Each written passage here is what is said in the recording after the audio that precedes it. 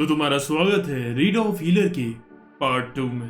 अब जिसने भी पार्ट 1 देखा है तो उसे पता है कि ये कैसी मांगा है, बट मैं तुम्हें दावा कर सकता हूँ कि इस पार्ट में पहले वाले पार्ट से काफी ज्यादा अलग चीजें होने वाली हैं। इसमें तुम्हें काफी ट्विस्ट एंड टर्न्स देखने को मिलेंगे, काफी पॉलिटिकल गेम्स देखने को मिलेंगे, काफी अनएक्सपेक्टेड चीजें भी होने वाली हैं एंड कुछ डिस्टर्बिंग पास्ट स्टोरीज भी पता चलेंगी एंड यस काफी सारी खतरनाक बैटल्स भी देखने को मिलेंगी। सो काफी मजा आने वाला है, तो सीधा स्टार्ट करते हैं।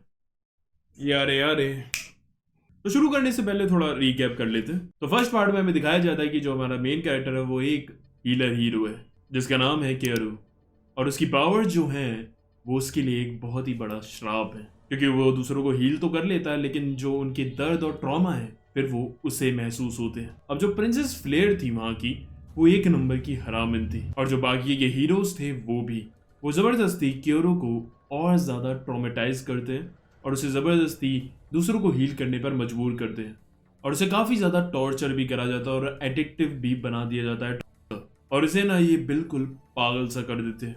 बट देन फिर ये सफरिंग ही इसकी ताकत बन जाती है, और ये इतना ताकतवर हो जाता है कि ये समय के चक्र को ही घुमा देता है एंड समय में वापस आकर अब ये एक एक करके सबसे अपना बदला लेता है, और वो बदला भी अपना दुगना बुरी तरह से ले रहा था एंड बस अभी इसका रिवेंज बस चले ही जा रहा है। अभी इसने फ्लेयर और ब्लेड को मारा है एंड अभी आगे ये और लोगों को सबक सिखाएगा, तो चलो देखते हैं read of healer part 2।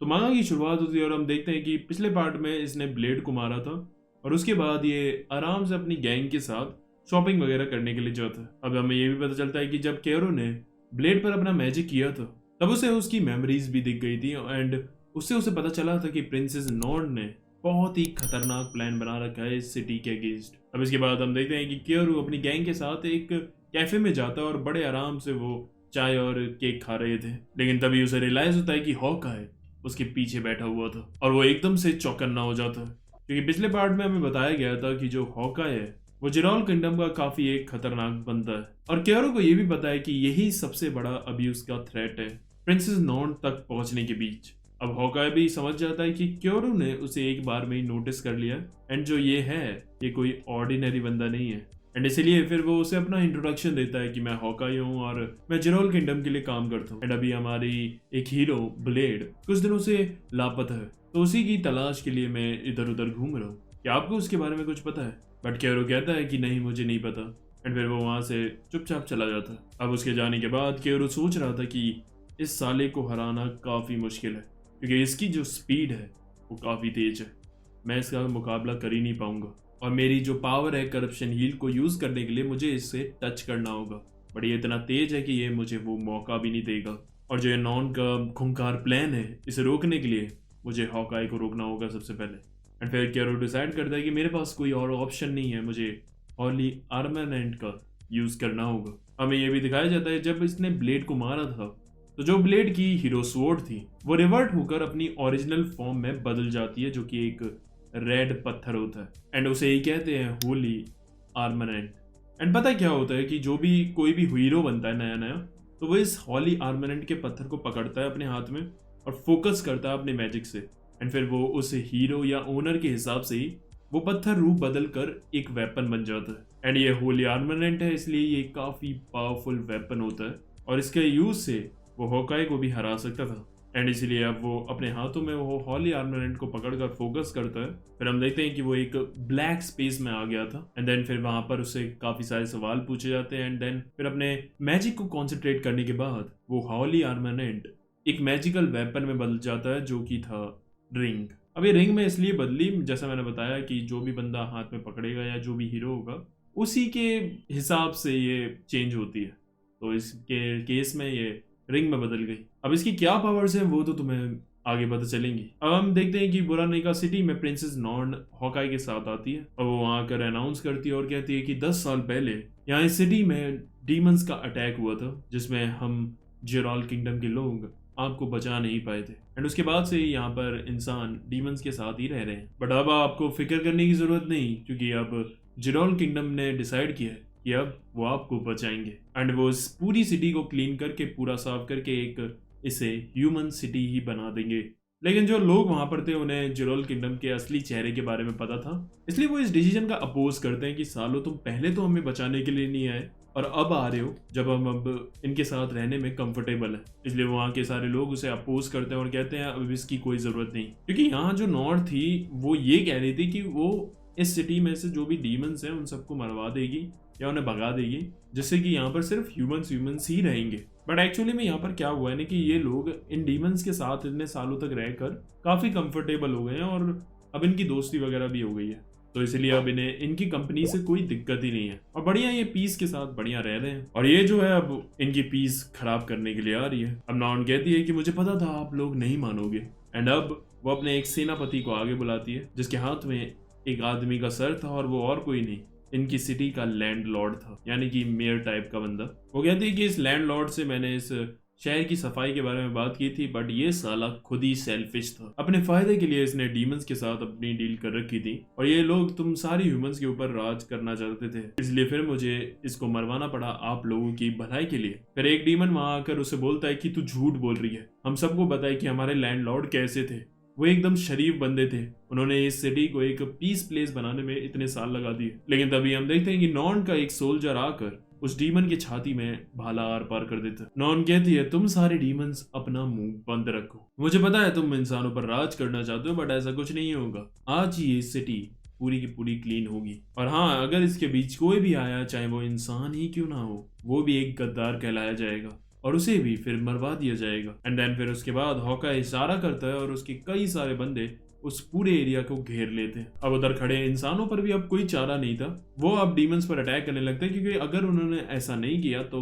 Non उन्हें मरवा देगी। एंड अब वहां भसड़ चालू हो जाती है और ये देखकर नॉन जोर जोर से हंस रही थी। तभी वहां पर हम देखते हैं कि क्योरू और उसकी गैंग भी थी।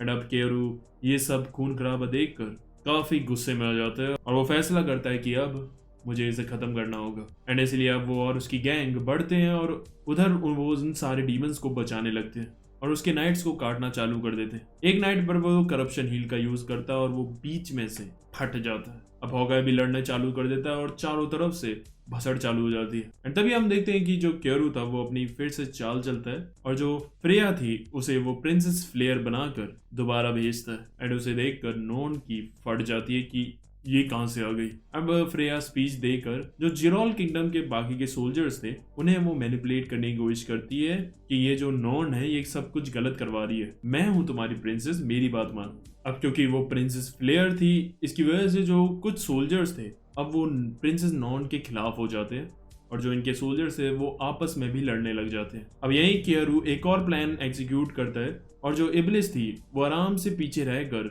अपने मैजिक से अटैक करके उनकी आर्मियों को उड़ा रही थी। इसकी वजह से उनके काफी सारे लोग मारे जाते हैं। एंड अब हॉकाई समझ जाता है कि अभी अगर वो यहाँ से नहीं निकले खत्म हो जाएंगे, इसलिए फिर वो प्रिंसेस नॉन से कहता है कि हमें यहाँ से जल्दी ही निकलना होगा और वहां से वो एक सोल्जर को अपने साथ घोड़ा गाड़ी में बिठा लेता है। अब वो वहां से घोड़ा गाड़ी में जा रहे थे तभी जो हॉकाई था वो एकदम से उस सोल्जर पर अटैक करता है, क्योंकि जैसा मैंने बताया कि हॉकाई की आंखें काफी तेज हैं। एंड फिर उसके बाद वो सोल्जर भी अपना असली रूप दिखाता और वो और कोई नहीं क्यों रही था। वो कहता है मैंने एक्सपेक्ट कर लिया था हॉकाई कि तुम समझ जाओगे। हॉकाई कहता है मुझे पहले से पता चल गया था कि तुम कौन हो। अब उसे देखकर नॉन की तो फट के चार हो गई थी। अब हमें ये भी पता चलता है कि जो उसकी वो मैजिक रिंग है उसकी एक्चुअली में पावर है कि वो उसे ऑटो हील करती है, यानी कि वो अपने आप उसे ऑटोमेटिकली हील कर देती है। जैसे अभी हॉकाई ने उस पर अटैक करा तो ऑटोमेटिकली वो हील हो गया और वो भी काफी तेज स्पीड से। It's like nearly immortality power. अब ये देखकर हॉकाई समझ गया था कि इस पर हॉली आर्मरेंट है। अब हम देखते हैं कि हॉकाई उस पर हमला करता है और उसके पेट में चाकू को चढ़ देता है, लेकिन ऑटो हील की वजह से वो तुरंत हील हो जाता है। एंड उसके बाद जो हॉकाई था वो चक्री सी बनाकर उस पर हमला करता है जिससे वो पूरी की पूरी कार्ड भी टूट जाती है। अब हॉकाई ना इतना तेज था कि क्योरू उसके एक भी हमले को डॉज नहीं कर पा रहा था, वो उसके हमले वो खाए जा रहा था, बट ऑटो हील की वजह से वो तुरंत ही हील होता जा रहा था तो उसे उतना फर्क नहीं पड़ रहा था। अब जो क्योरू की जो हॉली आर्मरेंट की पावर है वो एक शॉर्ट रेंज पावर है। अगर उसे अटैक करना है तो वो एक शॉर्ट रेंज में ही अपने ओपोनेंट पर अटैक कर सकता है। तो अगर अब उसे हॉकाई पर अटैक करना है तो उसे उसके पास आना होगा लेकिन वो पास आते ही उसे पेल देगा, ये भी उसे पता है। लेकिन अब वो काफी एक क्लेवर प्लान बनाता है एंड अब वो अपनी रिंग को एक्टिवेट करके जाता है उस पर अपना करप्शन हील का हमला करने के लिए। लेकिन अब जो हॉकाई था वो इतना तेज था कि वो केरो को अपने आप को टच भी नहीं करने देता है और उसका हाथ भी अलग कर देता है। अब हॉकाई कहता है तुम काफी क्लोज थे मुझ पर अटैक करने के लिए, बट अफसोस थोड़ा सा रह गया। लेकिन तभी हम देखते हैं कि हॉकाई को एकदम से कुछ होने लगता है और उसके खून निकलने लगता है और वो काफी हैरान था कि साला इसने तो मुझे छुआ भी नहीं, तो ये कैसे हो रहा है। एंड अब जो केरो होता है वो अपना हाथ दोबारा से ऑटो हील की मदद से हील कर लेता है और कहता है जो मेरी ये रिंग की पावर है ये मेरी पावर्स को थोड़ा और एनहेंस कर देती है। जरूर मैं अपने करप्शन हील को एक शॉर्ट रेंज में यूज कर सकता हूँ, इसलिए मैं अपने करप्शन हील को बिना टच करे भी अपोनेंट के सिर्फ पास आकर भी यूज कर सकता हूँ। एंड इसीलिए करप्शन हील यूज करने के लिए मुझे तुम्हें टच करने की भी जरूरत नहीं पड़ी। एंड बस मैंने वही स्ट्रेटेजी लगाई एंड अब मैंने अपना हाथ जानबूझकर कटवाया ताकि मैं तुम्हारे पास तक पहुंच सकूं।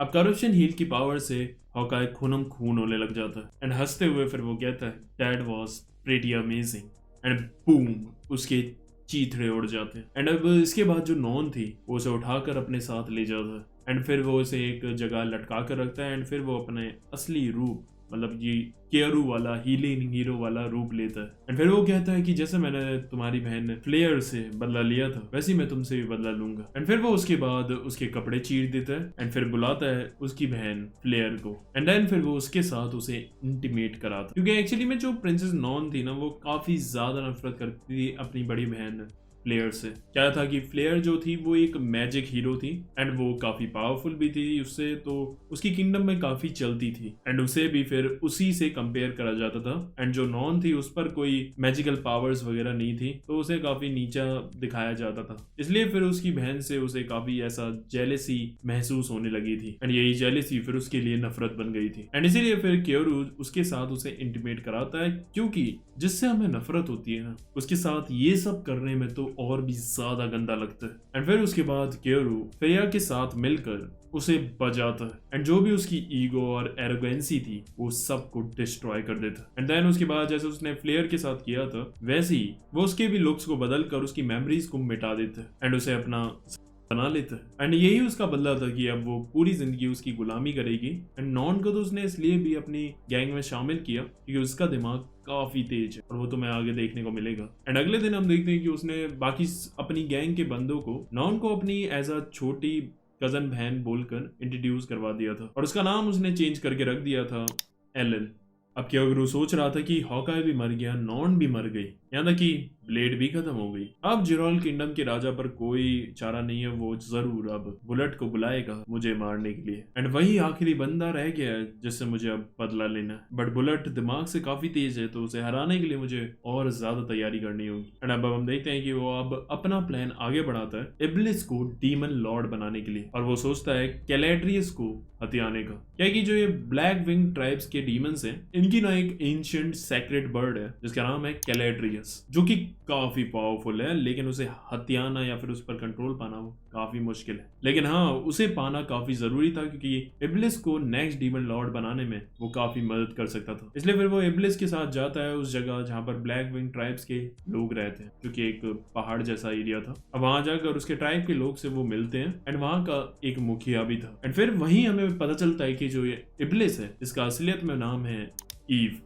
तो यह सब यहाँ से इसका नाम हम ईवी बोलेंगे। इब्लिस बस इसने ऐसा नाम रख रखा था जब वो शहर में थी, एक्चुअली में इसका रियल नेम है ईव, तो यहाँ से अब ईव नाम यूज होगा इसका, ये याद रखना। अब तो वहां का जो मुखिया था वो ने मना करता है कि कैलेड्रियस के पास तुम मत जाओ क्योंकि उसे जो भी आज तक पाने के लिए गया वो कभी वापस नहीं आया। लेकिन केयरू और उसके साथी मानते थोड़ी ना, इसलिए फिर वो अपने साथियों के साथ उन्हें ले जाता है कैलेड्रियस तक। अब जर्नी काफी लंबी थी वहां तक पहुंचने की, तो वो रात में रुक जाते हैं आराम करने के लिए। अब वहीं पर जो वो मुखिया था वो उन्हें बताता है कि जो कैलेड्रियस है ना उसे पाना इसलिए इतना मुश्किल है क्योंकि वो 2 टेस्ट लेता है। पहला टेस्ट होता है फिजिकल टेस्ट, जो कैलेड्रियस है जहां पर वो एग्जिस्ट करता है, जिस सिटी में वो है वहां पर वो पूरी की पूरी सिटी पॉइजन से भरी हुई है। कैलेड्रियस जब अपना पंख एक बार फैलाता है या पंखड़ाता है तो उसमें से डेडली पॉइजन निकलता है और वो इतना खतरनाक है कि वो एक पूरी कंट्री को खत्म कर सकता है। और अगर मान लो कि तुम ये पॉइजन को सहते हुए भी कैलेड्रियस तक जैसे तैसे पहुंच गए, तो उसके बाद वो फिर लेगा तुम्हारा सेकंड टेस्ट, जो कि है साइकोलॉजिकल टेस्ट, जहां वो तुम्हें जज करेगा कि तुम उसकी पावर्स पाने के लायक भी हो या नहीं। अब जो वो मुखिया था वो उन्हें कैलेड्रियस की जो सिटी थी उसकी एंट्रेंस के बाहर छोड़ देता है। एंड अब वो सब एंटर करते हैं उस सिटी में। अब वहां सिटी में एंटर करते ही स्नोफॉल चालू हो जाती है। एंड अब वो धीमे धीमे आगे बढ़ रहे थे, तभी कियरू को थोड़ा सा अजीब लगता है कि यार अभी तो गर्मी का मौसम है, तो ये स्नोफॉल क्यों हो रही है। एंड तभी उसे रियलाइज होता है और वो कहता है कि सब के सब कवर ले लो, ये स्नो नहीं पॉइजन है। लेकिन तब तक फ्रेया, सेत्सुना और एलन बेहोश हो गए थे। एंड जो ईव थी उसकी भी हालत खराब हो गई थी। अब कियरू को काफी गुस्सा आ रहा था कि साला कैलेड्रियस, तू इन्हें नहीं मार सकता, इनसे मुझे रिवेंज लेना है, मैं डिसाइड करूंगा कि कब ये लोग मरेंगे ना कि तू।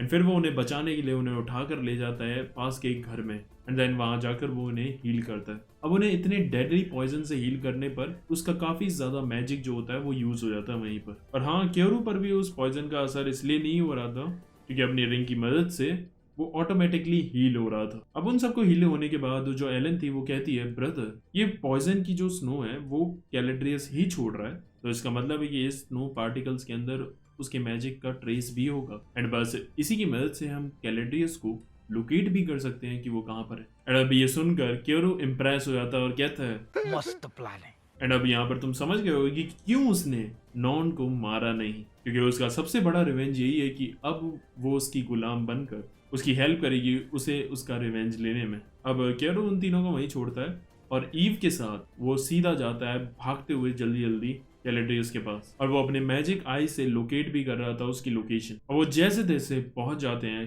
कैलेड्रियस के पास, जो कि आसमान में उड़ रहा था। एंड अब तभी कैलेड्रियस उनका दूसरा टेस्ट चालू करता है और जो केरू था वो एक अलग ही स्पेस में पहुंच जाता है, जहां उसके पैरों के नीचे पूरा खूनम खून डला हुआ था। एंड तभी उस खून के अंदर से निकलता है ज्यूरल किंगडम का कैप्टन और उसका पैर पकड़ लेता है। तभी पीछे से आती है ब्लेड और वो उसे पकड़ लेती है। एंड वहां पर और भी कई सारे लोग थे जिन्हें भी अभी तक उसने मारा था। एंड वो सब के सब उसे ब्लेम कर रहे थे और वो केरू को एक्चुअली में मेंटली तोड़ने की कोशिश कर रहे थे। सो यही था साइकोलॉजिकल टेस्ट। अब केरू को तो पता था कि ये एक टेस्ट है, तो वो हंसने लगता है एंड कहता है, अच्छा है यार तुम सब जिंदा हो। मैं सोच रहा था कि यार मैंने तुम्हें कम तड़पा कर मारा, अब मैं तुम्हें और भी अलग अलग तरीके से मारूंगा। एंड फिर वो उन सब को चीरने लगता है और उसे और ज्यादा मजा आ रहा था। यहाँ तक कि जो ब्लेड थी वो उसे कहता है, यार मैंने तेरे को दूसरे लड़कों से बचवाया, मैंने तो तेरे को कुछ करा ही नहीं था, इसलिए अब इस बार मैं खुद करूंगा। एंड फिर वो उसे वहां पर बचाने लगता है। अब इसके बाद वो सब के सब वहां से गायब हो जाते हैं। एंड उसने वो टेस्ट पास कर लिया था एंड वो जो स्पेस था वो वहां ब्रोक हो जाता है। एंड सामने उसे देखती है ईव, जो कि रो रही थी और कह रही थी कि मेरे साथी मुझे ही ब्लेम कर रहे थे कि मैंने उन्हें मरवाया। सो तुम्हें दिख रहा होगा कि इस टेस्ट का इफेक्ट काफी ज्यादा इस पर पड़ा है। अब कैलेड्रियस उनके सामने आता और कहता है कि बहुत बढ़िया, तुम दोनों ने मेरे सारे टेस्ट पास कर लिए और इसी के लिए अब मैं तुम्हें रिवॉर्ड दूंगा। पहले तुम यंग लेडी। एंड फिर वो अपनी चोंच ईव के सर पर टच करता है, जैसे कि जो ईव की अपीयरेंस थी वो पूरी चेंज हो जाती है। एंड इसी के साथ उसके पास ये पावर भी आ गई थी कि जब भी वो कैलेड्रियस को बुलाएगी तब वो उसके पास आएगा उसकी मदद करने के लिए। अब आती है कियरू की बारी, तो क्योंकि वो एक इंसान था इसलिए वो उसे अपने आप को बुलाने की पावर तो नहीं देती है, बट हाँ वो उसे उसकी दूसरी आंख में मैजिक को कास्ट करने की पावर दे देती है, जिससे वो हर तरह का मैजिक कास्ट कर सके। एंड इसके साथ साथ वो अपना एक अंडा भी उसे देती है और उसे बताती है कि इसके अंदर से वही जीव निकलेगा जैसा उसका ओनर होगा, यानी कि जैसे तुम हो उसी से रिलेटेड इसके अंदर से वो जीव निकलेगा। एंड इसके बाद अब वहां पर रोशनी आती है एंड इसके बाद जब उनकी आंखें खुलती है तो वो सिटी से बाहर आ चुके थे। अब जो फ्रेया, सेत्सुना और एलन थे वो ईव की अपीयरेंस को देखकर एकदम चौंक गए थे। अब जो ईव थी वो केरू का शुक्रिया अदा करती है और कहती है कि आपको जो भी चाहिए आप मुझसे मांग सकते हो। इसलिए फिर केरू कहता है, तो ठीक है चलो फिर रात रंगीली करते हैं साथ में। वो कहती है, इफ इट्स यू, मैं हमेशा तैयार हूँ। एंड फिर वो दोनों किस करने ही वाले होते हैं, बट लेकिन तभी वो देखते हैं कि जो उनका गाँव था वहां पर धमाका हुआ था। एंड अब वो वहां पर भागते हुए जाते हैं तो उन्हें पता चलता है कि वहां डीमन लॉर्ड की आर्मी ने हमला कर दिया था और उनके काफी गांव वाले वहां मारे गए। अब ये देखकर ईव काफी ज्यादा रोती है एंड जो केरू था उसे भी काफी गुस्सा आता है और वो कहता है, थैंक यू डीमन लॉर्ड ये अटैक करने के लिए, अब तेरे से रिवेंज लेने में मजा आएगा। अब वो आगे बढ़ते हैं तो वहां डीमन लॉर्ड के बंदों ने उनके मुखिया को भी पकड़ रखा था और जो क्योरू था वो ऐसे ही अंधाधुंध अटैक नहीं कर सकता था क्योंकि उन्होंने विलेजर्स को होस्टेज बना रखा था। अब जो मुखिया था वो कहता है ईव सामा, मैं इन सबको आपके हवाले छोड़कर जा रहा हूँ। एंड फिर वो अपने आप को ब्लास्ट कर लेता है उस डीमन के साथ ही। एंड तभी मौका देकर क्योरो भी पीछे से आकर उस डीमन लीडर पर हमला कर देता है। अब इस मुखिया की मौत से ईव पागल हो जाती है एंड फिर वो सीधा बुला देती है कैलेड्रियस को। एंड वो आकर एक ही अटैक में उन सारे दुश्मनों को एक बार में ही खत्म कर देता है। अब इसके बाद हम देखते हैं कि ईव जो थी वो काफी बैठ कर रो रही थी और अपने आप को ब्लेम कर रही थी कि काश मैंने कैलेड्रियस को पहले बुला लिया होता तो आज हमारे मुखिया जिंदा होते। अब जो क्योरो था वो उसे कंफर्ट कर रहा था एंड ऐसे ही कंफर्ट करते करते वहां उनका मूवमेंट बन जाता है एंड देन उसके बाद सब हो जाता है। एंड हाँ, क्योंकि ये डीमन थी तो क्योरो जो था वो उसके साथ काफी रफ जाता है। अब मैं वो पैनल्स तो नहीं दिखा सकता हूँ बट काफी तगड़ा बनाया है भाई, जाकर पढ़ना जरूर एक बार। अब हम अगले दिन देखते हैं कि ये जाते हैं अपनी अलायंस को और बढ़ाने के लिए क्योंकि इन्हें अब डीमन लॉर्ड से लड़ना था और इसीलिए सबसे पहले ये जाते हैं बुरानिका शहर के सेलेस्टियल रैबिट से मिलने। क्या कि काफी अलग अलग ट्राइब के डीमंस हैं और एनिमल्स हैं एंड ये जो सेलेस्टियल ट्राइब के लोग हैं ये काफी सालों से ब्लैक विंग ट्राइब के दोस्त हैं, इसलिए वो उसके लीडर से बात करते हैं जिसका नाम है कार्ल। अब इसके बाद वो उसके साथ बातचीत कर रहे थे और वो उसे सब कुछ बता रहे थे जो भी अभी वो करके आए हैं। बढ़िया, वो भी उन्हें चाय वगैरह पिला रहा था। अब वहाँ जो क्योरू था ना वो उन्हें सब कुछ सच नहीं बताता है, वो कुछ चीज़ें उनसे छुपाता भी है और कुछ चीज़ें उनसे झूठ भी बोलता है और कुछ चीज़ें उन्हें सच बताई थी। अब जब वो वापस आते हैं घर पर तो एलन क्योरू से पूछती है कि आपने ऐसा क्यों किया। अब वो बोलता है कि मैंने इसलिए उनसे सब कुछ छुपाया क्योंकि मुझे ऐसा लगता है कि वो celestial rabbit Karl demon lord के लिए काम कर रहा है क्योंकि उसने अपनी चाय में हमें ट्रुथ सीरम डालकर पिलाया था ताकि वो हमसे सब कुछ सच सच निकलवा ले। उसे लगा हो कि मुझे पता नहीं चलेगा बट ये सब चीजें मेरे लिए बच्चों का खेल है पकड़ना। अब बस मुझे ये जानना है कि वो डीमन लॉर्ड का आखिर साथ क्यों दे रहा है, आखिर इसके पीछे की वजह क्या है। अब यहाँ से हमें कुछ दिखाए जाते हैं पास्ट की ग्लिम्स जहाँ पर बुलेट होता है एंड वो कहता है आई लव यू क्योरू। एंड हम देखते हैं कि क्योरू को बचाने के बाद वो बैठा हुआ था उसके साथ एक खेत में एंड फिर वो उससे कहता है कि क्योरू मैं तुम्हें आज अपने सारे पास्ट के बारे में बताता हूँ। ये हीरो बनने से पहले मैं एक ना मेंबर था स्पाई ग्रुप का एंड मैंने इस दौरान कई सारे लोगों को मारा था अपने मिशन पर, लेकिन एक मिशन के दौरान मैं काफ़ी ज़्यादा घायल हो गया था। तभी एक एंजल की एंट्री होती है जो मुझे बचाता है। जब मेरी आंखें खुली तो उसने मेरी मरहम पट्टी कर रखी थी और वो मेरे सामने खड़ा हुआ था। अब उसकी ये काइंडनेस देखकर मुझे काफ़ी ज़्यादा अच्छा लगता है, इतना कि मैं उसे रिवॉर्ड देना चाहता था, यानी कि उसे वो अपना प्यार देना चाहता था जो उसके अंदर उमड़ रहा था उसके लिए। लेकिन उसे ये नहीं पता था कि वो कितना ज़्यादा वायलेंट हो जाएगा उसे प्यार देने के चक्कर में।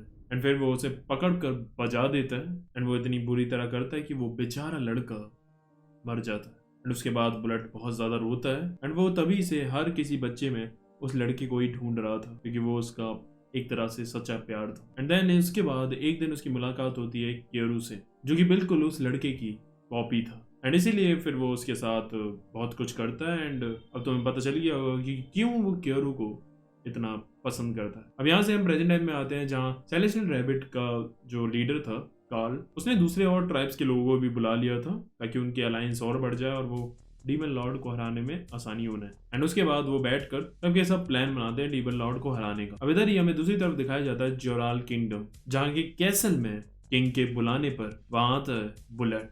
अब हमें यहाँ पर ये भी पता चलता है कि जो बुलेट था ना उसने एज अ हीरो ना रिजाइन ले लिया था, इसलिए वो इनकी किंगडम के लिए काम नहीं कर रहा था और इसीलिए वो इतने टाइम से गायब भी था और वो अभी एक प्रीस्ट बन गया है। अब इधर से सीन शिफ्ट होता है और हम देखते हैं क्योरू अपनी मीटिंग खत्म करके घर आता है। अब वहाँ घर में आकर वो अपने अंडे को देखता है जो कि कैलेड्रियस ने दिया था और तभी वो एकदम से क्रैक होने लगता है एंड उसके टूटने पर उसके अंदर से निकलता है एक कित्सुने फॉक्स जो कि काफी क्यूट था और क्योगुरु फिर उसके स्टैट्स देखता है तो काफी पावरफुल भी था। अब उसके बाद तुरंत ही क्योगुरु अपना मैजिक कॉन्ट्रैक्ट का यूज करके उसकी बॉडी में इंजेक्ट कर देता ताकि वो हर सिचुएशन में उसकी बात माने और उसे कभी धोखा ना दे, क्योंकि उसे पता है कि वो उसके मालिक पर ही गया यानी कि क्योगुरु पर ही, तो वो काफी चालाक होगा, इसलिए उसे ये कॉन्ट्रैक्ट बनाना पड़ा उसके लिए। एंड फिर हम देखते हैं कि वो उसका नाम रख देते हैं गुरेन। अब इधर से सीन शिफ्ट होता है फिर से किंग जोरेल के पास। अब किंग जोरेल बुलेट को ऑर्डर देता है कि मैं चाहता हूँ कि तुम हीलर हीरो क्योरू को पकड़ कर लाओ, उसने मेरी दोनों बेटी और बाकी ये सारे हीरोज को मार दिया। अब बुलेट कहता है वो तो मैं कर दूंगा बट ये काम इतना आसान भी नहीं है। क्योंकि उसके पास कई तरह की पावर्स हैं, इसलिए मुझे उसे अच्छे से एनालाइज करना होगा पीछे रहकर, उसके हर एक हमले को समझना होगा और क्या क्या उसके पिटारे में मैजिक्स हैं उन्हें देखना होगा। तो जाकर मैं उस पर एक स्ट्रेटेजाइज करके हमला करूंगा और तब जाकर मैं उसे हरा सकता हूँ। तो अभी एकदम से तो मैं उसे पकड़ कर नहीं ला सकता। अब इसके बाद किंग कहता है, तो इसका मतलब तुम मेरे कमांड के अगेंस्ट जा रहे हो, मेरे खिलाफ जाने का मतलब समझ रहे हो ना तुम्हारे साथ क्या हो सकता है। बुलेट कहता है, किंग अगर आपने मेरे को कुछ किया तो मैं ये इन्फॉर्मेशन लीक कर दूंगा कि आपने मेरे द्वारा कितने सारे बच्चों पर डेडली एक्सपेरिमेंट्स कराए थे। इसके बाद आपकी भी इमेज काफी खराब हो जाएगी। अब किंग कहता है, as expected from the strongest hero, चलो ठीक है मैं तुम्हें टाइम दे दूंगा। लेकिन तभी बुलेट नोटिस करता है कि जो किंग के नाइट्स थे वो उसे घेर कर और ज्यादा खड़े हो जाते हैं। किंग कहता है, अभी कुछ टाइम पहले ही मुझे एक मैजिकल पावर मिली है, जैसे कि मैं दूसरों का माइंड रीड कर सकता हूँ, और तुम्हारा माइंड रीड करने के बाद मैं समझ गया हूँ कि तुम मेरे ऑर्डर्स का पालन नहीं करना चाहते हो, बल्कि तुम्हारा तो कुछ और ही प्लान है। तो अब तुम्हें जिंदा रहने का कोई हक ही नहीं है फिर तो। और फिर वो अपने नाइट्स को ऑर्डर देता है उसे मारने के लिए। लेकिन तभी बुलेट कहता है, किंग मैं आपको एक एडवाइस देना चाहूंगा कि जो इनकी बंदूकें हैं ना आपके गार्ड्स की, वो मैंने इन्हें दी थी और ये सब की सब खाली है। एंड फिर वो उठकर उन चारों गार्ड्स के साथ साथ किंग की भी खोपड़ी उड़ा देता है। लेकिन तभी हम देखते हैं कि जो किंग था उसके अंदर से कुछ टेंटिकल से निकलते हैं और वो दोबारा जिंदा हो जाता है। एंड देन उसके बाद वो उसके पास आता है उस पर हमला करने के लिए, और यहाँ बुलेट समझ गया था कि वो तो गया। अब यहाँ से सीधा सीन शिफ्ट होता है और हमें दिखाया जाता है कि क्योरू आता है और जो उसकी फॉक्स थी गुरेन, वो उसकी बात नहीं मान रही थी, इसलिए वो जबरदस्ती अपना कॉन्ट्रैक्ट का यूज करके उसकी पावर्स को रिलीज करवाता है। एंड फिर वो एकदम से एक लड़की में बदल जाता है और हमें पता चलता है कि ये शेप शिफ्टिंग की भी पावर यूज कर सकता है और किसी का भी रूप ले सकता है। और उसके बाद फिर वो क्योरू का भी रूप ले लेता है। अब जब बाकी सब ये देखते हैं तो वो सब भी हैरान हो जाते हैं ये देखकर। अब क्योरू कहता है कि काफी दिन हो गए हैं मेरी बात नहीं हुई है कुरेहा क्लैरिट से, मैंने उसे भेजा था जेरोल किंगडम की कंडीशन के बारे में पता लगाने के लिए, इसलिए अब मेरे को खुद ही जाना होगा उससे मिलने के लिए। एंड जो गुरेन था वो उसे ऑर्डर देकर जाता है कि तुम मेरा रूप लेकर एलन के साथ अब मीटिंग्स में जाना, जहां पर वो डीमन लॉर्ड्स को मारने की प्लानिंग चल रही है, ताकि यहाँ पर किसी को शक भी ना हो कि मैं यहाँ से गया हुआ हूँ। अब दूसरी तरफ हम देखते हैं कि कुरेहा जेरोल किंगडम के कुछ नाइट्स के साथ किसी वॉर पर गई हुई थी और वहां से उन्हें किंग ने चिट्ठी देकर उन्हें जेरोल किंगडम वापस बुलाया था। तो अब रास्ते के बीच थे और जेरोल कैसल की ओर जा रहे थे। तभी हम देखते हैं कि वहां पर एक शख्स आकर उनके घोड़े पर एक चाकू मारता है और वहां से भाग जाता है। अब कुरेहा उसका अकेले पीछा करने के लिए जाती है। वो वहां पर जाकर देखती है तो एक पेड़ पर वहां एक चिट्ठी लगी हुई थी। अब वो उसे पढ़ती है तो उसमें लिखा हुआ था कि अभी जेरोल किंगडम में असल में हो क्या रहा है। तो उसे वहां से पढ़कर पता चलता है कि जो एक्चुअली में भी किंग है उनका, उसने डीमन लॉर्ड के साथ हाथ मिला लिया है और अब उस पर भी एक इमोर्टिलिटी की पावर आ चुकी है और उसके नाइट्स पर भी।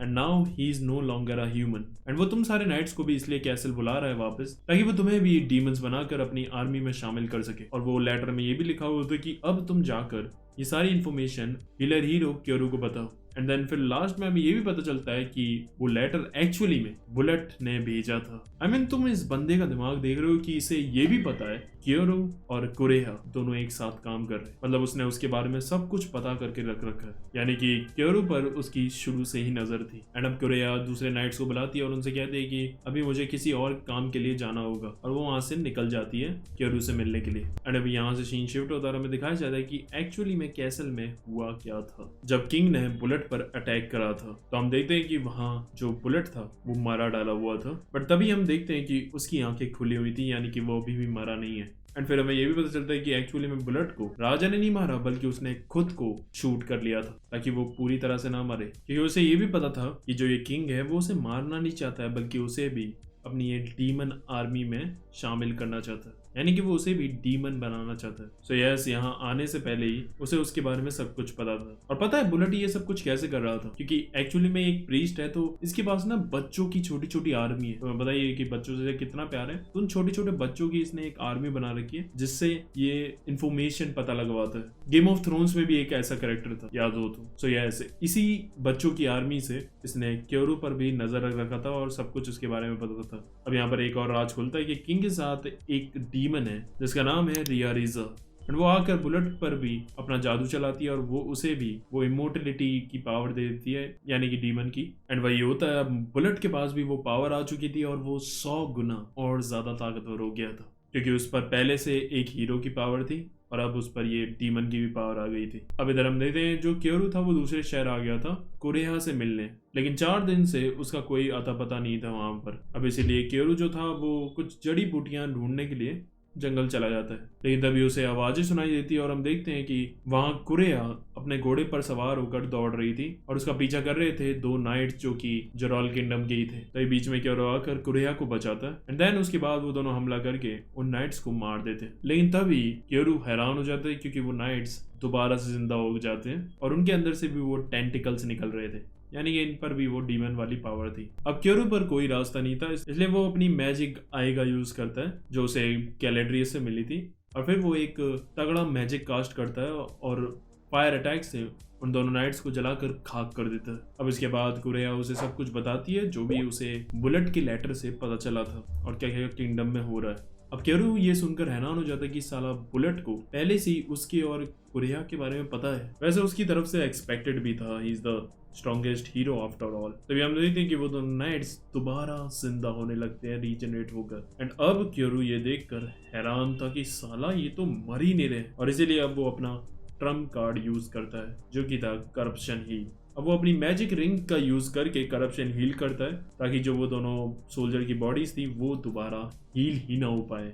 बट हाँ, वो मरे नहीं है, बल्कि वो जो उनकी बॉडी है वो मेल्ट हो गई है, वो हील नहीं हो सकते हैं दोबारा, बट वो मरे नहीं है और बस उनकी बॉडीज ऐसे ही मेल्ट होकर तड़पती रहती है। इसलिए फिर वो उन दोनों की बॉडी को गाड़ कर वहां से चले जाते हैं। अब कुरेहा काफी दिनों बाद मिली थी क्योरू से, तो वो दोनों बढ़िया बिस्तर गर्म करते हैं और उसके बाद हम देखते हैं कि सुबह क्योरू उस लेटर को पढ़ रहा था जो उसे बुलेट ने दिया था, तो उसमें एक और लेटर था जो कि दूसरी लैंग्वेज में लिखा हुआ था। कुरेहा कहती है कि ये वाला लेटर मैं पढ़ नहीं पाई थी। क्योरू बताता है कि एक्चुअली में जो ये लैंग्वेज लिखी गई है ये हीरोज ही पढ़ सकते हैं, जिसका मतलब है कि ये लेटर एक्चुअली में उसने सिर्फ मुझे ही पढ़ने के लिए भेजा है। अब उसमें लेटर में लिखे हुए थे हीरोज के रूल्स और उसमें से एक रूल था कि अगर एक हीरो मर जाए तो दूसरा हीरो भी अपॉइंट हो सकता है अगर उसकी काबिलियत या उसके लेवल का कोई बंदा आए। क्योरू समझ गया था कि बुलेट उसे क्या करवाना चाह रहा था। अब क्या था कि उसने स्वॉर्ड हीरो ब्लेड को मार दिया था एंड अभी जो दूसरा कोई स्वॉर्ड हीरो बन सकता है वो उसके लेवल की सिर्फ कुरेहा क्लैरिटी है, तो यही चाह रहा था कि वो कुरेहा को स्वॉर्ड हीरो बनाए और फिर वो भी काफी ताकतवर हो जाएगी और क्योरू तो ताकतवर है ही, तो वो जोरॉल किंगडम आकर बुलेट की मदद से किंग को हरा सकते हैं। अब क्योरू कहता है कोई बात नहीं, ये अपना प्लान चलाना चाहता है, चलाने दो, वैसे भी अगर ये ब्लेड हीरो बनी तो मुझे ही फायदा होगा। और इसीलिए फिर वो उसकी बताई हुई जगह पर जाता है जो कि एक स्पेशल जगह थी। और हाँ, उस स्पेशल जगह में एक और चीज थी कि वो 1.5 साल में एक ही बार एक दिन ऐसा आता है जब तुम वो हीरो बन सकते हो एंड वो वक्त अभी था। लकीली वो जल्दी निकलते हैं उस जगह के लिए, वहां पहुंचते हैं तो वो वहां पर देखते हैं कि वहां पहले से ही स्वॉर्ड हीरो की स्वॉर्ड आ चुकी थी एंड फिर कुरेहा आगे जाती है एंड तभी उसमें से एक आत्मा से निकलती है जो उसका टेस्ट लेने के लिए आई थी। अब उसकी उससे लड़ाई होती है तो वो कुरेहा पर काफी भारी पड़ रहा था एंड वो उसे बीच में से चीर भी देता है, लेकिन जो कुरेहा थी वो मोमेंट का इंतजार कर रही थी एंड फिर वो एक ही साथ अपनी पूरी पावर का यूज करके अपना फाइनल ब्लो मार कर उसे हरा देती है एंड तलवार को निकाल कर वो बन जाती है नई स्वॉर्ड हीरो। अब वो काफी ताकतवर हो गई थी क्योंकि उसके पास अब एक हीरो की ताकत भी थी। पहले से ही वो काफी स्किलफुल थी और अब हीरो की भी ताकत आ गई थी। अब इसके बाद वो थक कर सो जाती है और क्योरू ने भी वहां पर टेंट वगैरह लगाकर वो बैठा हुआ था।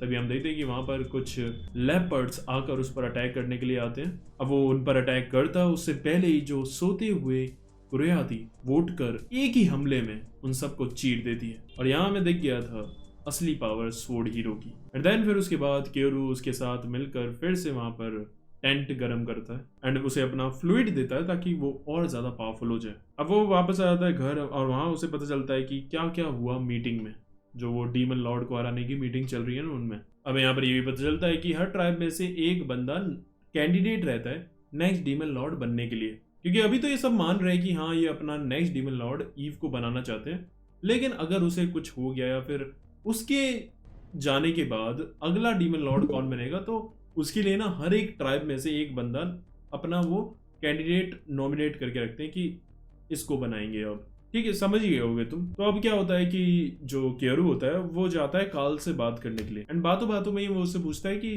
तुमने भी अपने सेलेस्टियल रैबिट ट्राइब में से किसी को कैंडिडेट तो बनाया होगा ना। वो बोलता है हाँ मैंने अपनी खुद की बेटी को बनाया था कैंडिडेट, अब वो पूछता है तो तुम्हारी बेटी क्यों नहीं आ रही है। वो बताता है कि मेरी बेटी काफ़ी ज़्यादा बीमार है, उसकी हालत काफ़ी ख़राब है, इसलिए वो नहीं आ पा रही है। अब कैरो सोचता है कि मैं इस मौके का फ़ायदा उठा सकता हूँ। अब कैरो उसे बताता है कि मैं एक हीलर हीरो हूँ और मैं आपकी बेटी की डिजीज़ को ठीक कर सकता हूँ। अब इसीलिए कार्ल उसे ले जाता है अपनी बेटी से मिलाने के लिए और वो देखता है तो असलियत में उसकी बेटी की हालत काफ़ी ज़्यादा ख़राब थी। अब वो जाकर उसे हील करता है, बट वो एक बार में उसे पूरा हील नहीं करता है, क्योंकि ये भी उसका प्लान था। वो सिर्फ इतना हील करता है कि उसकी जो आंखें थी वो सही हो जाती है और वो फिर से सही से बोलने लग जाती है। अब ये देखकर कार्ल हैरान हो जाता है। अब वो दोनों बाहर जाते हैं और बात करते हैं। क्योरो उसे एक दवाई देता है, पोशन, और वो उसे कहता है कि इसे रोज अपनी बेटी को 2-3 हफ्ते तक देना, फिर वो ठीक हो जाएगी। और फिर वो ये भी बोलता है कि ये जो पोशन है ना, ये सिर्फ मैं ही बना सकता हूँ, अगर मुझे कुछ हो गया तो तुम्हारी बेटी को कोई भी नहीं बचा पाएगा। तो एक तरह से वो उसे ब्लैकमेल कर रहा था कि तेरी बेटी को सिर्फ मैं बचा सकता हूँ और अगर तूने मुझे मरवाने की कोशिश की तो तेरी बेटी गई। फिर अब उसे ये भी बताता है कि मैंने इसे एग्जामिन करा और मुझे ये भी पता चला है कि इसे कोई पॉइजन दिया गया है और जो वो पॉइजन है उसे वो अभी रिसेंटली रोज दिया जा रहा है, तभी इसकी बॉडी ऐसी बदतर होती जा रही है दिन ब दिन। वो हैरान हो जाता है कार्ल ये सुनकर कि रोज पॉइजन कौन दे रहा है उसे, और तभी उसके दिमाग में आता है और फिर वो उसे एक पोशन दिखाता है और उसे कहता है कि कहीं ये तो नहीं। अब और उसे टेस्ट करता है और वो कहता है हाँ, ये ही एक पॉइजन है। अब जो ये पोशन था ना, इसे एक्चुअली में दिया था उस डीमन लॉर्ड की चमची रिया रेजे ने, जो अभी किंग के पास है, और उसने एक्चुअली में उसे झूठ बोला था कि ये मेडिसिन है जिससे तुम्हारी बेटी सही हो सकती है, बट एक्चुअली में ये पॉइजन था और वो अपनी बेटी को खुद ही पॉइजन दे रहा था। तो इसका मतलब उन लोगों ने कार्ल को धोखा दिया। एक्चुअली में कार्ल ने डीमन लॉर्ड से इसीलिए ही हाथ मिलाया था ताकि उसकी बेटी बच सके, बट अब उसे पता चल रहा है कि वो तो उसकी बेटी को ही मारना चाह रहे हैं। अब इसके बाद केवरू वहां से निकल जाता है एंड बाहर उसे मिलता है गली में बुलेट। अब उसे देखकर वो भौंकला जाता है एंड उस पर भाग कर आता है अंधाधुन अटैक करने के लिए, लेकिन जो बुलेट था वो उसके साथ सिर्फ खेल रहा था एंड वो उसे कहता है कि मैं तो सिर्फ तुमसे यहाँ मिलने के लिए आया था, एंड जाते हुए वहां पर अटैक करके साइड की बिल्डिंग्स गिरा देता है उसके ऊपर ही और निकल जाता है। अब क्योंकि वहां से बाहर निकलता है, वो गुस्से में तो था लेकिन अब वो खुश भी हो जाता है कि यस, यह अभी जिंदा है और अब मैं ही इसे अपने हाथों से मारूंगा। अब क्योकरू को उसकी प्रेजेंस देखकर ये भी पता चल गया था कि उसके पास भी अब डीमन वाली पावर आ चुकी है, जो वो इमोर्टलिटी की पावर है, यानी कि अब ये और भी ज्यादा ताकतवर हो गया और इसीलिए अब वो और खुश हो जाता है कि अब बदला लेने में और ज्यादा मजा आएगा। अगले दिन हम देखते हैं जो कार्ल था वो सारे लीडर्स को बुलाता है और उन्हें बताता है कि वो एक्चुअली में डीमन लॉर्ड के लिए काम कर रहा था और उनका जो प्लान है ना वो उसने उन्हें पहले ही बता दिया, इसलिए उन्हें उन सबको अब एक नया प्लान बनाना होगा। अब ये सुनकर वो सारे के सारे लीडर उस पर भड़क जाते हैं कि साले तू हमें धोखा दे रहा था, अब हम तेरा क्यों विश्वास करें। लेकिन तभी जो क्योगुरु था वो कहता है कि मेरी बात मानो, एक्चुअली में कार्ल की मजबूरी थी इसलिए उसने ये काम किया और अभी ये बिल्कुल सच कह रहा है, इसे अपनी गलती का ही पछतावा है। उसके बाद भी उसे सजा देने के लिए कार्ल को वो सब जेल में डाल देते हैं और वो चुपचाप चला जाता है अपने पनिशमेंट पाने के लिए। एंड अब इसके बाद वो सब मिलकर एक नया प्लान बनाते हैं डीमन लॉर्ड को हराने का, एंड अच्छे से हफ्तों के प्लान के बाद अब वो निकलते हैं डीमन को लॉर्ड को मारने के लिए एंड पहुंच जाते हैं उसकी टेरिटरी में। अब वहां वो सबसे पहले ईव की मदद से कैलेड्रियस पे बैठ के निकलते हैं और कैलेड्रियस के विंग से जो पॉइजन निकलता है उसे वो उसकी पूरी टेरिटरी में वो पॉइजन फैलाकर उसके सारे के सारे जो भी वहां पर जने थे, उस सिटी में जितने भी सारे उसके बंदे थे, उन सबको मार देते हैं। लेकिन ये करने के बाद ईव की सारी मैजिक पावर यूज हो जाती है और वो काफी ज्यादा थक जाती है एंड अब वो दोबारा कैलेड्रियस को नहीं बुला सकती थी। अब ये सारे पहुंच जाते हैं कैसल, जहाँ पर और भी डीमन लॉर्ड के सोल्जर्स थे जिनसे फिर वो बाकी के ट्राइब के लोग लड़ते हैं और केरू और उसकी गैंग आगे बढ़ते हैं डीमन लॉर्ड से लड़ने के लिए। अब अंदर देखते हैं तो वहां इंतजार कर रहा था डीमन लॉर्ड उनका। अब वो सब मिलकर उस पर अटैक करते हैं, लेकिन उसका शरीर इतना ज्यादा टफ था कि उसको एक भी खरोच नहीं आती और वो हमला करके एक एक करके उन्हें उड़ाए थे। तो कोई भी अटैक उसे चीर नहीं पा रहा था, इसलिए वो काफी ज्यादा परेशान हो जाते हैं। तभी जो एलन थी वो अपना दिमाग लगाती है और क्योरू से कहती है कि अगर इसकी बॉडी जो है वो इतनी ज्यादा टफ है तो हम एक चीज कर सकते हैं कि हम इसकी बॉडी को पहले फ्रोज करें एंड देन उस पर अटैक करके उसे तोड़ें, जिससे कि जो इसका टफ स्किन है वो भी टूट जाएगी। मतलब समझ रहे हो कि मतलब अगर कोई चीज काफी टफ है और वो टूट नहीं रही है तो उसे पहले जमा दो, क्योंकि जमने के बाद जो बर्फ होती है ना वो तो टूट जाती है। अब जो सेसुना थी वो जाती है और उसकी बॉडी को जमा देती है एंड पीछे से आकर वो अटैक करके उसकी बॉडी को चीर देते हैं और अब उनका ये प्लान काम कर जाता है और वो समझ गए थे कि इसे कैसे मारना है। अब क्योरो सोचता है इसको खत्म करने का। तभी हमें यहाँ दिखाया जाता है कि जब इसे अपनी आई मैजिक पावर्स मिली थी कैलेड्रियस से, तो इसमें एक और पावर थी जिसमें काफी ज्यादा मैजिक तो लगता है, बट इसकी पावर से ये कुछ सेकंड्स आगे फ्यूचर में देख सकता है। तो अब वो जाता है अपना करप्शन हिल अटैक करने के लिए डीमन लॉर्ड पर, और तभी वो आई मैजिक अपनी एक्टिवेट कर देता है और उसे कुछ सेकंड्स फ्यूचर के दिखते हैं कि कैसे डीमन लॉर्ड उसे चकमा देकर हमला करेगा। बस वो समझ जाता है कि उसे कहां से बचना है, तो वो बस बचकर डीमन लॉर्ड पर अपना करप्शन हील डाल देता है और उसे चीर कर खत्म कर देता है। अब ये सब जश्न मनाने लगते हैं अपनी जीत का। तभी जो क्योरो था उसे फिर से फ्यूचर साइड दिखती है जिसमें उसका गला कट गया था, और तभी वो नीचे झुकता है और उस हमले से बचता है, और वो वहां वो देखता है तो जो डीमन लॉर्ड था वो फिर से जिंदा होकर खड़ा हो जाता है और उसे पता चलता है कि इसके पास भी वो इमोर्टिलिटी वाली पावर है। अब इसके बाद वो सब के सब एक एक अपना हमला करते हैं उसके ऊपर, और यहाँ तक कि उसे बीच में से चीर देते हैं, लेकिन उसके बाद भी वो तुरंत ही दोबारा से हील होकर खड़ा हो जाता है। अब वो उसे मार मार कर सब के सब बुरी तरह थक गए थे और उन्हें समझ ही नहीं आ रहा था कि अब क्या करें। यहाँ तक कि जो क्योरो था उसने भी अपनी काफी मैजिक पावर यूज कर ली थी और उस पे और पावर बची भी नहीं थी। अब उसके बाद क्योरो अपनी आई पावर का यूज करता है ये देखने के लिए कि इसकी बॉडी में कोई वीक स्पॉट है जहां पर ये अटैक करके इसे खत्म कर सके, और तभी इसे पेट के अंदर कुछ एक चीज दिखती है और वो समझ जाता है कि अगर इस पर मैंने अटैक करा तो ये खत्म है, और इसीलिए फिर वो ईव से बोलता है, लेकिन उस पर भी मैजिक पावर खत्म थी।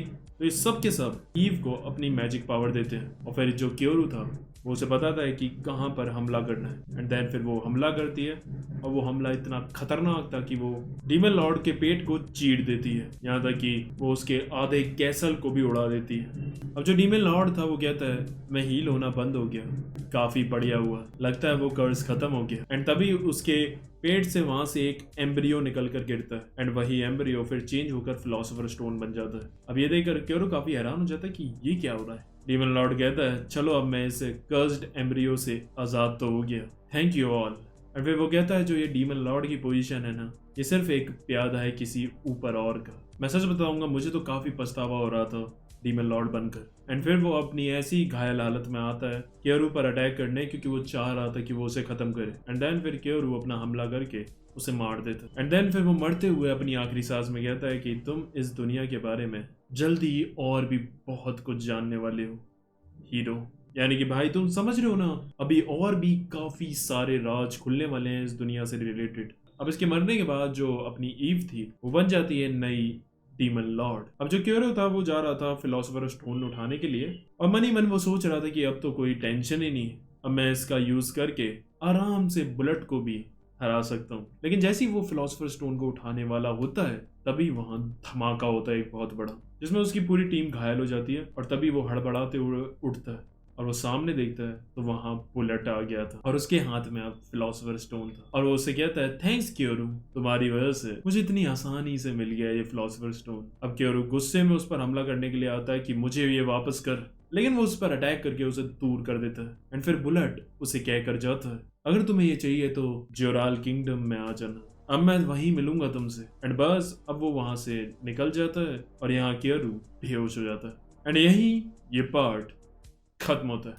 अब अगले पार्ट में हम देखते हैं कि क्या करेगा क्योरो, क्योंकि सबसे पावरफुल चीज अब बुलेट के हाथों में, तो अब वो उसे कैसे मात देगा, या फिर बुलेट उसे हराकर उसे खत्म कर देगा। I mean, खत्म तो नहीं करेगा पर और कुछ जरूर करेगा उसके साथ। पर हाँ, बुलेट के चांसेस भी हैं जीतने के, क्योंकि वो दिमाग से भी बहुत तेज है। और हाँ, इसका अगला पार्ट लास्ट होने वाला है, तो जितनी जल्दी तुम कमेंट करोगे उतनी जल्दी पार्ट 3 आ जाएगा। बाकी ये भी बताना कि अब अगली मांगा मुझे कौन सी पकड़नी चाहिए। बाकी ये मांगा तो खत्म हुई, लेकिन ऐसी और मांगास देखने के लिए तुम इन दोनों को चेकआउट कर सकते हो, कसम से रिग्रेट नहीं करोगे। आज के लिए बस करते हैं, आरिगातो।